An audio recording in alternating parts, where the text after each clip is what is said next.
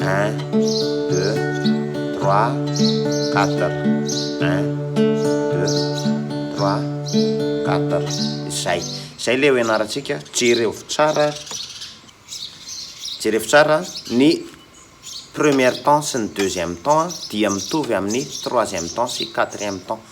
fa ny anarantsika anazy voalohany dia ataontsika mitovy ireo 4 temps reo première temps manao hoe deuxième temps ohatran'iny troisième temps quatrième temps zay aloha ianaro mitokana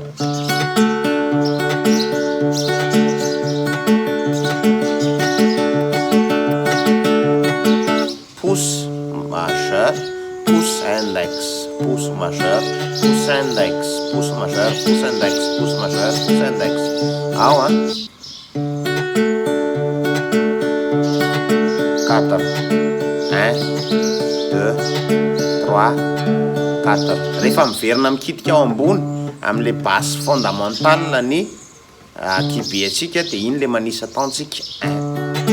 2 3 4 fa zao ny première temps sy ny troisième temps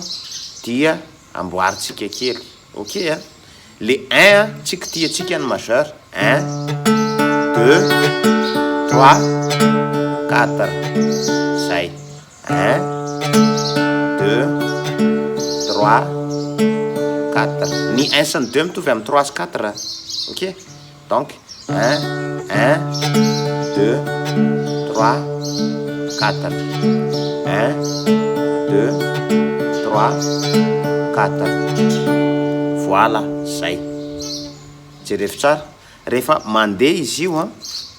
dia zao ny tena important amin'izay dia ity basy ty ao io tsy tokony ho tapaka fa any anelanelany any no misitrika ny index ny majeur ny annulaire iny le manao an'le mélodie ao anatiny misy partie ana hira tsisy mélodie ohatra hoe ty zao teo rakoto vao andesomba hoe finafonafoka hoe isan'andro loatsy efa mahenjaka tsisy mélodie tsy manenjika mélodie ny dikan'izay le vitatsika am'le basena pikinina teo iny zao afaka anaovanao application anazy iny hira iny na hoe le matin se suivent se ressemble quand l'amour fait place au quotidien. Ao tonga de manaraka an'le teo fa raha ohatra izy manenjika melodia ny basy tsy azo tapahana fa ny melodia dia miova zany le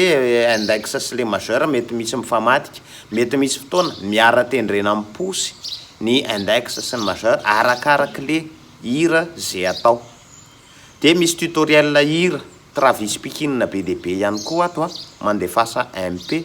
raha ohatra andalina bebe kokoa ka mba hoe mila exemple plus détaillé fa ny base efa ty alefako aminao ty eny ary zay ny kotrana antsika amin'ity androany ty amin'ny Rasoa be de be.